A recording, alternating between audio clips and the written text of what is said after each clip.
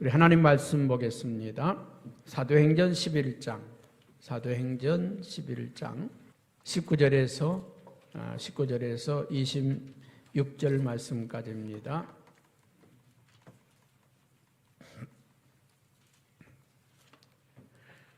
그때에 스데반의 일로 일어난 환난으로 말미암아 흩어진 자들이 베니게와 구브로와 안디옥까지 이르러 유대인에게만 말씀을 전하는데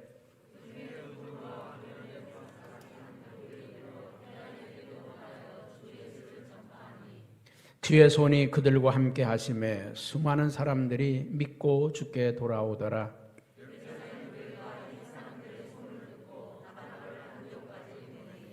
그가 이르러 하나님의 은혜를 보고 기뻐하여 모든 사람에게 굳건한 마음으로 주와 함께 머물러 있으라 권하니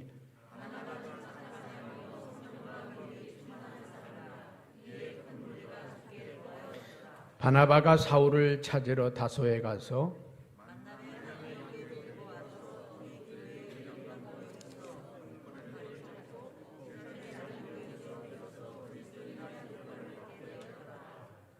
아멘.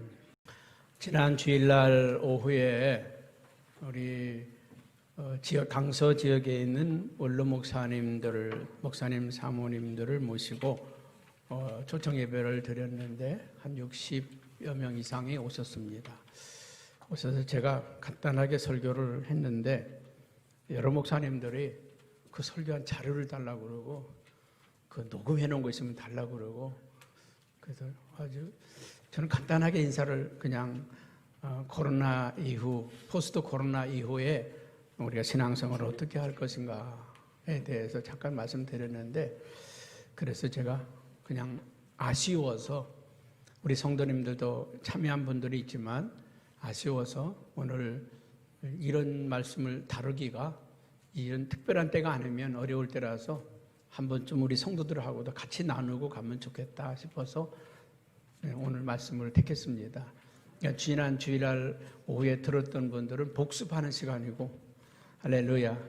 또 오늘 또 추가된 자료 어제 보니까 어떤 교수님이 이 코로나19 이후에 지구촌의 변화라고 하는 글을 썼는데 너무 잘 써놓은 게 있어서 제가 우리 전사님에게 요약을 좀 해라.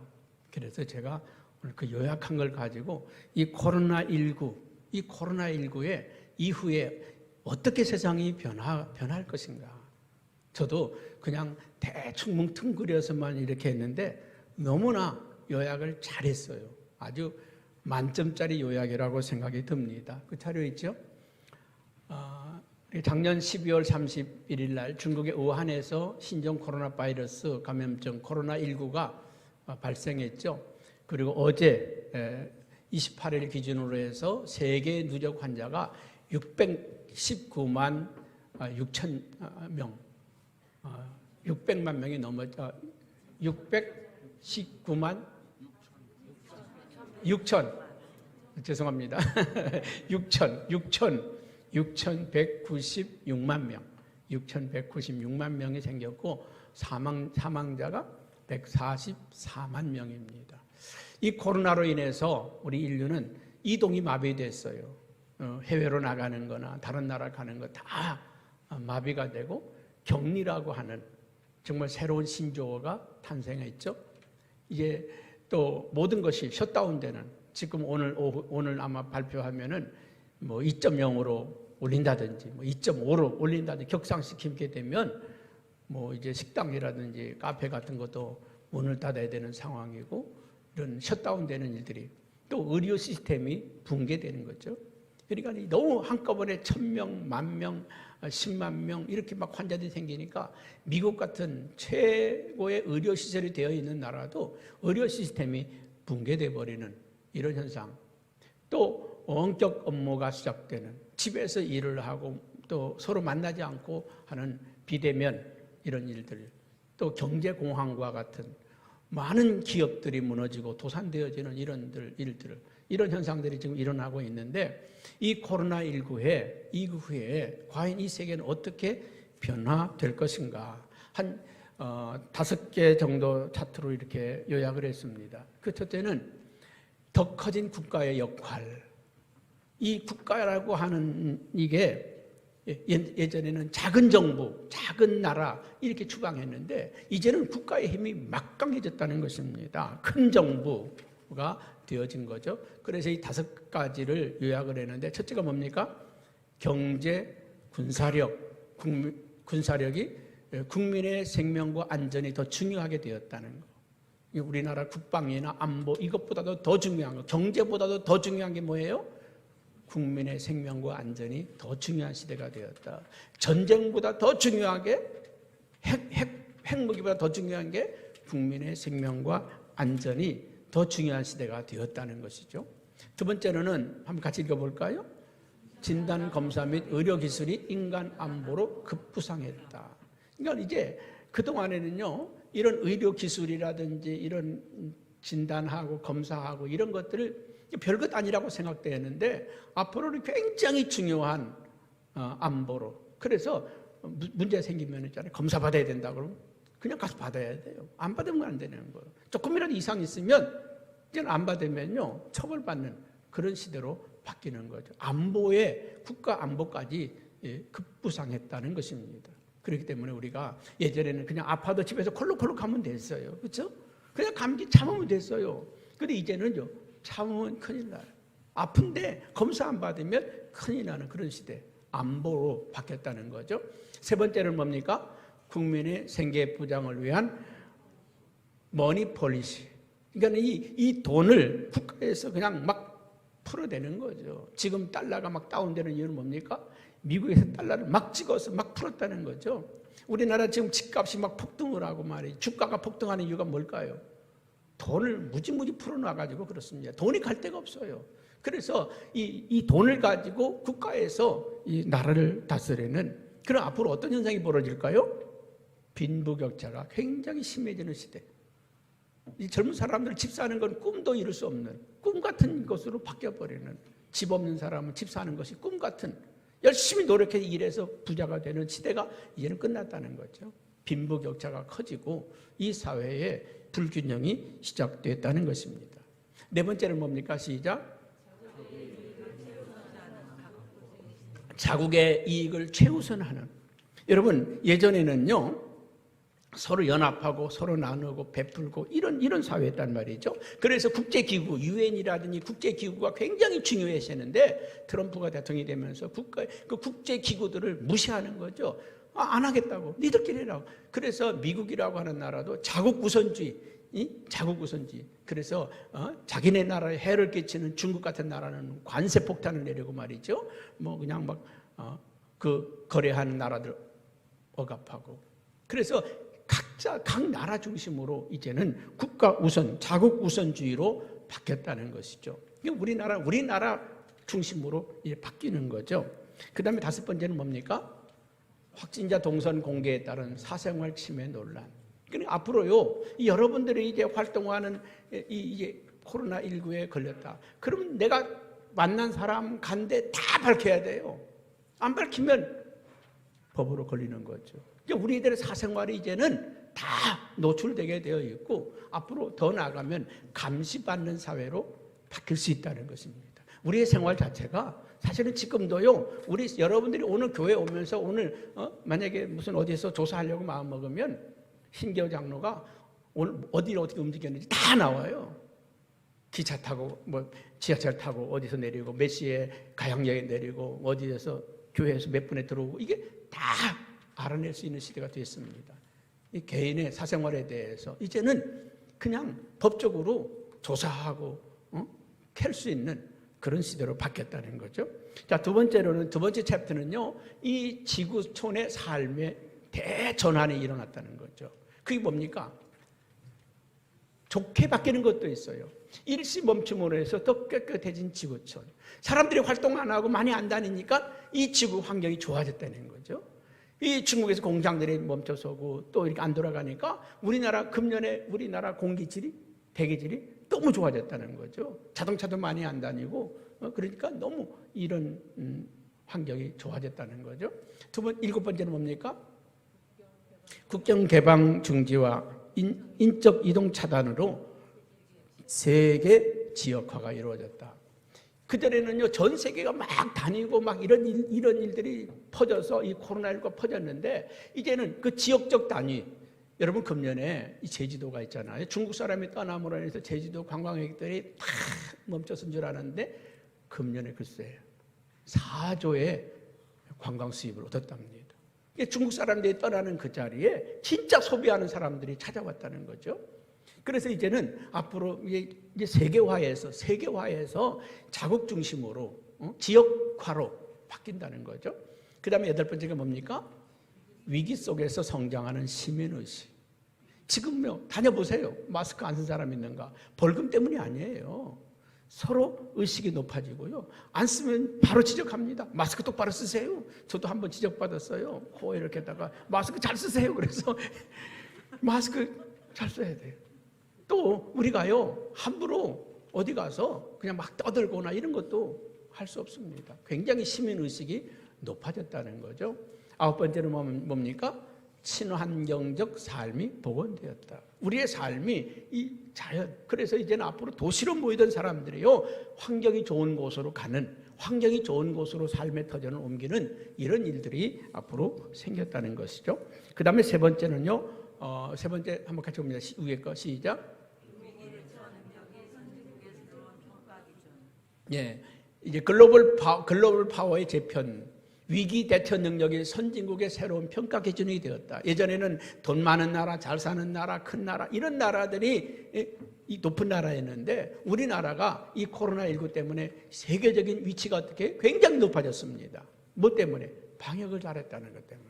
방역을 잘했다는 것 때문에 위기 대처 능력이 뛰어나다고 하는 것 때문에 우리나라 위상이 올라갔다는 거죠.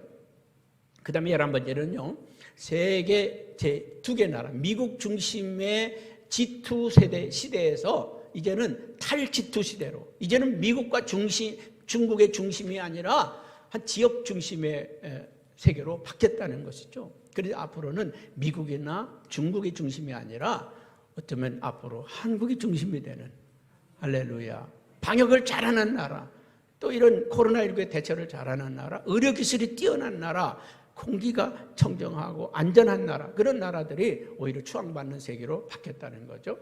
자, 이제 12번째는 선진국 신화의 붕괴다.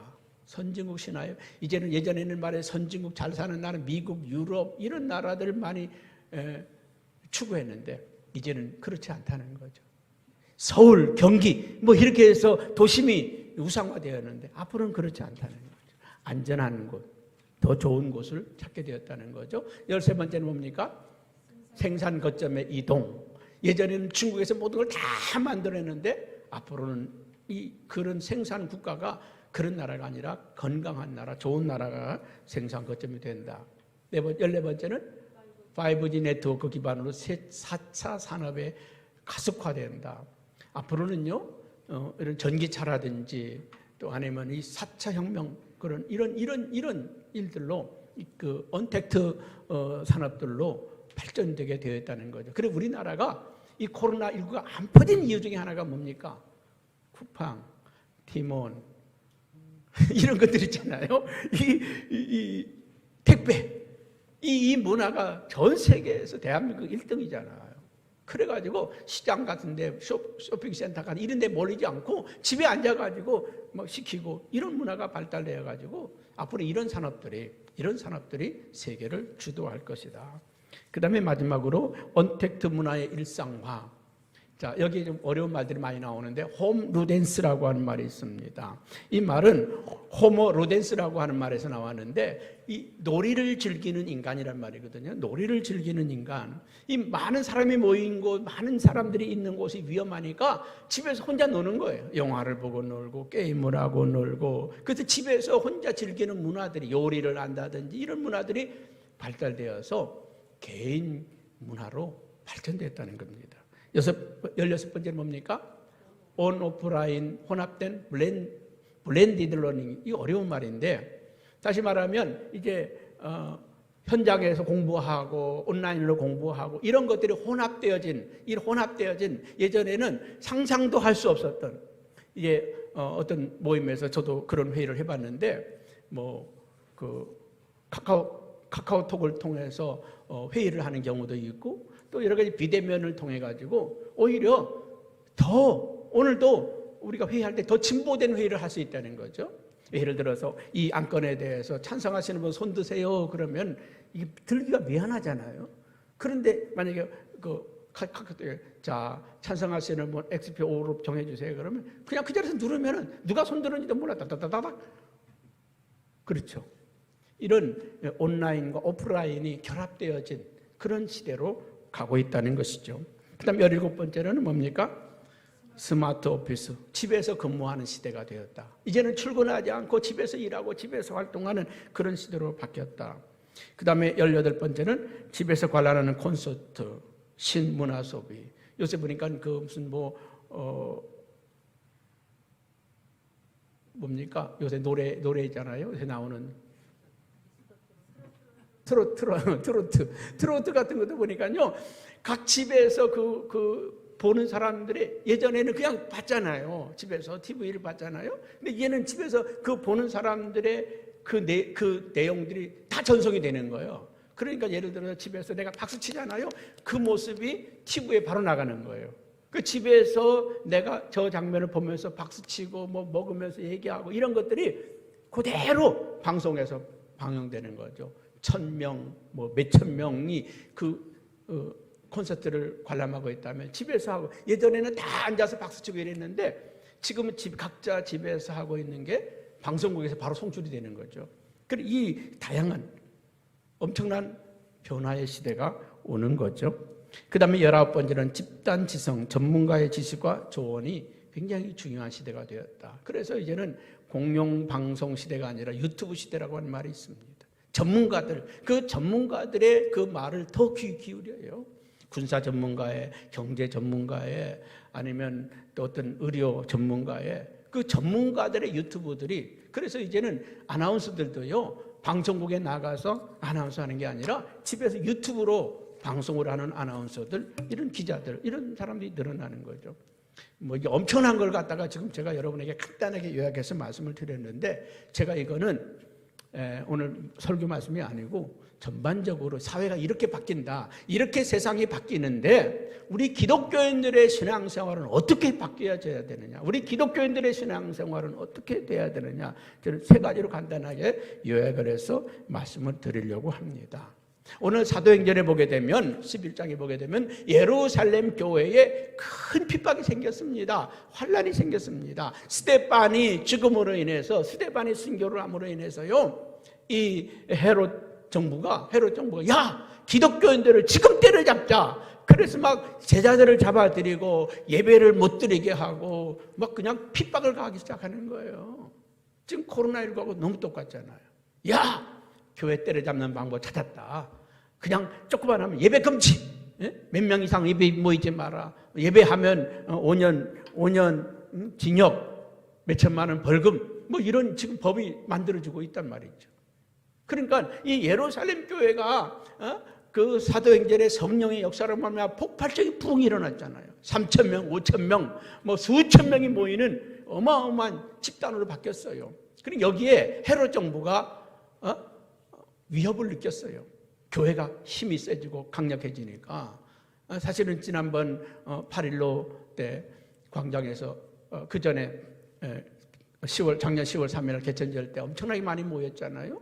그래서 정부에서 위협을 느낀 거죠. 그러니까 교회에서 모인다, 사람이 모인다 그러면 위협을 느끼는 거예요. 이 똑같아요. 예루살렘 교회가 3,000명, 5,000명, 8,000명, 수천 명이 막 모여드니까 이 헤롯 정부가 위협을 느낀 거예요. 그래서 이 스데반이 복음을 전하다가 돌에 맞아 죽었어요. 그러고 나니까 야, 기독교 박멸하는 거 어렵지 않네. 그리고 기독교를 핍박하기 시작한 거예요. 베드로와 사도들을 잡아서 옥에 가두기 시작하고, 그리고 예배 모이는 사람들을 해산시키고 그들을 분산시키고 핍박하기 시작했습니다. 그 일로 말미암아 기독교인들이 흩어졌다. 저는요, 이 코로나19를 통해서 이 교회의 중요한 변화가 교회 중심의 신앙생활에서 개인 중심의 신앙생활로 바뀌었다. 여러분, 이전에는, 코로나 이전에는요, 여러분들을 억지로 뭐 특별 기도에 모여라, 아니면 성경 공부해라, 예배 참석해라. 지금은요, 말해도 안 들어요. 오라고 해도 안 옵니다. 자기가 마음이 내켜야 오지. 뭐 1000명 터졌다고 그래 보세요. 절반, 여기서 또 절반 줄어들 겁니다. 지난주보다 또 줄었잖아요. 1000명 터졌다. 아마 절반으로. 10,000명쯤 갔다. 목장님하고 목처만 남을지도 모르고. 그래요. 이제는요, 모여라기도 모이지 않고, 해라해서 하지 않고, 뭐, 그런 시대가 아니에요. 이제까지는 교회가 억지로 성도들의 믿음을 이끌어 주었어요. 억지로 이 교회가. 그러나 이제는 여러분 스스로가 믿음을 지켜내지 않으면, 여러분 스스로가 믿음을 지키지 아니하면 지켜낼 수 없는 시대. 그래서 마지막 때에 믿음이 있는 자는 더 있게 하고, 믿음이 없는 자는 그 있는 것마저도 빼앗기리라. 믿음이 나눠지는 시대가 되었다는 것.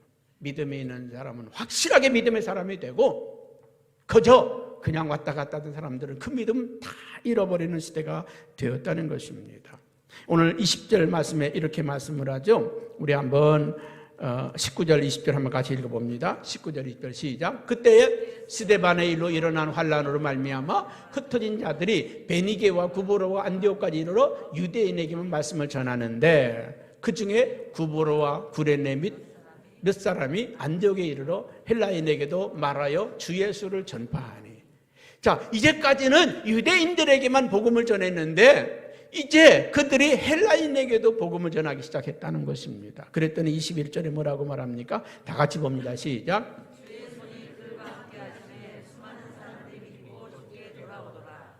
그들이 주의 손이 그들과 함께 하심에 수많은 사람들이 믿고 돌아오더라.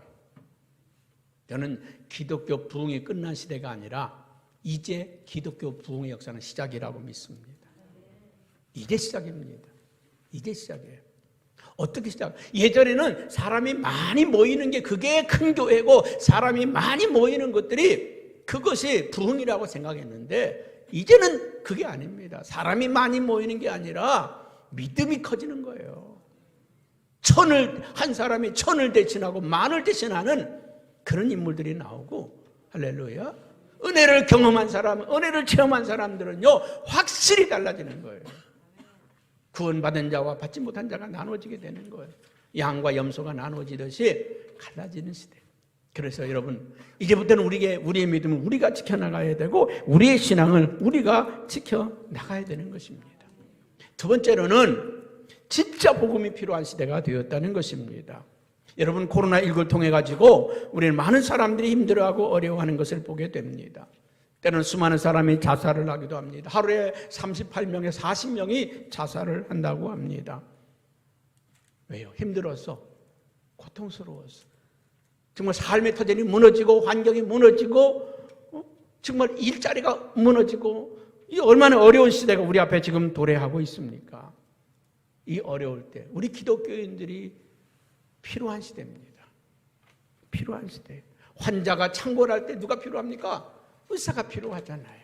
사랑이 식어질 때 누가 필요합니까? 그 사랑을 실천한 그리스도인들이 필요하다는 거죠. 여러분, 그 초대 2세기 때 로마 제국에 이 전염병으로 엄청난 역사가 일어난 적이 있습니다. 4분의 1이 로마 시민의 4분의 1이 죽는 그런 끔찍한 일들이 있었습니다. 그때 기독교인들이 뭐 한지 아십니까? 그 환자들을 찾아가서 돌보고 치료하고 그들을 위해서 헌신했습니다. 어쩌면 그것이 로마가 기독교 국가로 바뀌는데 일조를 하지 않았나 생각합니다. 모든 사람들이 두려워서 다 벌벌 떨 때, 감히 이 환자들을 가까이 하지 못할 때 기독교인들이 그들을 찾아가서 그들을 치료해주고 돌봐주고 사랑해주고 섬겨주었다는 것입니다. 여러분, 그것이 어쩌면 로마를 기독교 나라로 바꾸는데 큰 역할을 하지 않았나 그런 생각을 합니다. 여러분, 지금 이 시대에 우리 기독교인들은 여러분 하나님을 믿는 사람들이지 않습니까? 우리는 죽음을 두려워하지 않는 사람들이잖아요. 그렇기 때문에 저와 여러분, 우리는 이 시대에 예수님의 사랑을 가지고 세상으로 나가야 된다는 것입니다. 그리고 섬겨야 된다는 것입니다. 우리가 있는 위치에서, 우리가 있는 곳에서 여러분, 초대교회는요, 이 바나바라고 하는 사람에 의해서 폭발적인 역사가 일어났습니다. 자기의 재산을, 땅을 팔아서 가난한 사람들이 나눠주고 베풀어 줄 때 하나님의 역사가 온 땅 위에 펼쳐진 걸 보지 않습니까? 우리나라 선교 역사 가운데도 아주 아름다운 얘기가 하나 있어요. 아주 재미있는 얘기를 하나 들려줄게요. 로제타라고 하는 아주 예쁜 간호사가 있었습니다. 이 로제타라고 하는 예쁜 간호사가 꿈을 꿨어요. 저 아시아에 선교사로 가겠다고 하는 꿈을 꾸고 일을 하고 있는 로제타라는 아가씨가 있었습니다. 어느 날 의대를 졸업하고 아주 멋진 신사 윌리엄 제임스라고 하는 의사가 그 병원에 딱 왔습니다. 와서 보니까 간호사가 너무 예뻐. 콜을 하는 거죠. 나랑 연애하자고. 나 당신 좋아한다고. 그런데 이 로제타는 쳐다도 보지 않습니다. 나는 당신과 결혼할 수가 없다고. 나는 하나님께 바쳐진 몸이라고. 나는 저 조선이라고 하는 나라에 선교사로 가야 한다고. 그 윌리엄, 아니라고. 나도 같이 갈 수 있다고. 나는 짐을 지고 싶지 않다고. 혼자 갈 거라고. 그래서 이 로제타가요, 한국에 선교사로 왔습니다. 근데 너무 로제타를 그리워했던 이 윌리엄 제임스라고 하는 분이 선교사로 지원해서 한국에 왔어요. 한국에 와가지고 그 병원에 가서 같이 일하면서 로제타여 나와 결혼해 주시오. 내가 당신을 사랑합니다. 그래서 결국 꼴이 냈습니다. 로제타와 윌리엄이라고 하는 이 두 사람은 결혼했습니다. 윌리엄이라고 하는 사람은 선교사 꿈도 없었던 사람인데 그 여자를 사랑해서 한국까지 와서 결혼했습니다. 이 결혼이 한국의 서양 최초의 결혼식입니다. 그런데 이 윌리엄이라고 하는 이분이 그 당시에 이 중일 전쟁이 벌어져서 평양에 수많은 전쟁 환자들이 모여든다는 말을 듣고서 그 결혼한 지 몇 달 되지 않은 아내를 남겨놓고 현장으로 달려갔습니다. 평양으로 달려가서 거기에서 환자들을 치료하는데 그 환자들이 치료하는 중에 전염병이 돌았습니다. 그 전염병이 돌아서 윌리엄 제임스는 그 전염병에 걸려서 죽고 말았습니다. 발진 티푸스라고 하는 이 병에 걸려서 죽고 말았습니다. 이 로제타라고 하는 여인은 이 갓난 아기와 뱃속에 있는 아이 둘을 데리고 자기의 나라인 캐나다로 돌아가게 됩니다. 근데 돌아갔는데 이 조선이라는 나라가 눈에 밝혀가지고 견딜 수가 없어요. 그래서 이 로제타는 이제 갓 태어난 아기와 그 딸아이를 데리고 다시 한국으로 넘어오게 됩니다. 넘어오는데 얼마 안 있어서 그 사랑하는 딸이 또 이 전염병으로 죽게 됩니다. 남편을 묻어놓고 사랑하는 딸을 묻어놓고 이 땅을 섬기는데 그가 한국의 여인들이 그 많은 질병 가운데 노출된 거 보고서 그리고는 그 한국 여인들을 위해서 최초의 보구여관이라고 하는 여성병원을 만들어서 치료하고 그리고 남편을 기념해서 기홀병원을 만들고 그거 엄청나게 많은 의료 사역을 합니다. 지금의 이화여대병원, 동대문병원을 만든 최초의 의사이기도 합니다. 그는 수많은 오늘 고려대학의 의과대학을 만든 장본인도 바로 이 로제타라고 하는 여인입니다. 그는 수없이 많은 그 자기 남편을 잃은 전염병으로 잃은 그리고 사랑하는 딸을 전염병으로 잃은 그 아이를 위해서 그리고 그 아들 셔우드홀인데 그 셔우드홀은 자기 이모를 데려간 이모가 혈액병으로 죽거든요. 한국 최초의 여의사 바게스트라고 하는 그 여의사인데 그 죽어요. 폐결핵으로. 그래서 내 사랑하는 이모를 데려간 이 폐결핵을 없애겠다고 평생 동안 이 전염병 폐결핵과 싸우다가 세상을 떠난 선교사입니다. 여러분, 우리 한국이 이 복음화 된 게요. 우리가 막 불러 해서 된 게 아니라 이 선교사들이 이 땅을 그렇게 사랑하고 섬겼기 때문에 그 사랑과 그 섬김이 오늘의 열매인 것입니다. 여러분, 이제 이 앞으로 이 시대에 정말 이 세상은 점점 어려워져 가고 비대면 시대 서로 만나는 것도 꺼리고 서로 대화하는 것도 꺼리는 이 시대 가운데서 우리가 해야 될 일이 뭐냐? 사랑하는 겁니다. 섬기는 것입니다. 이것이 우리들의 앞으로의 사명이라고 믿습니다. 오늘 그렇기 때문에 저와 여러분들이 이 시대 가운데 진정한 우리 그리스도인들의 삶을 살아갔으면 좋겠습니다. 마지막으로는요, 우리는 컨택트 언택트 뭐 이런 말을 합니다. 컨택트라고 하는 말은 서로 대면하는 거 아닙니까? 서로 만나는 겁니다. 서로 대면하고. 교회는 어떤 곳이에요? 서로 만나고 친교하고 나누고, 이게 교회 아닙니까? 그런데 언택트라는 거예요. 언택트가 뭡니까? 이게 비대면하라는 거죠. 거리뜨라는 거죠. 서로 멀리하라는 거 아닙니까? 그래서 처음에는 우리도 아니 하나님 앞에 나와서 예배하고 기도하고 찬양해야지 왜 우리를 비대면 예배드리라고 그러고 그러느냐. 여러분, 더 깊이 들어가면 진정한 믿음은, 진정한 만남은 무엇이냐. 여러분, 사도 바울이 빌립보에 복음을 전하다가 감옥에 갇히기도 했고 저 로마에 가서 감옥에 갇혔습니다.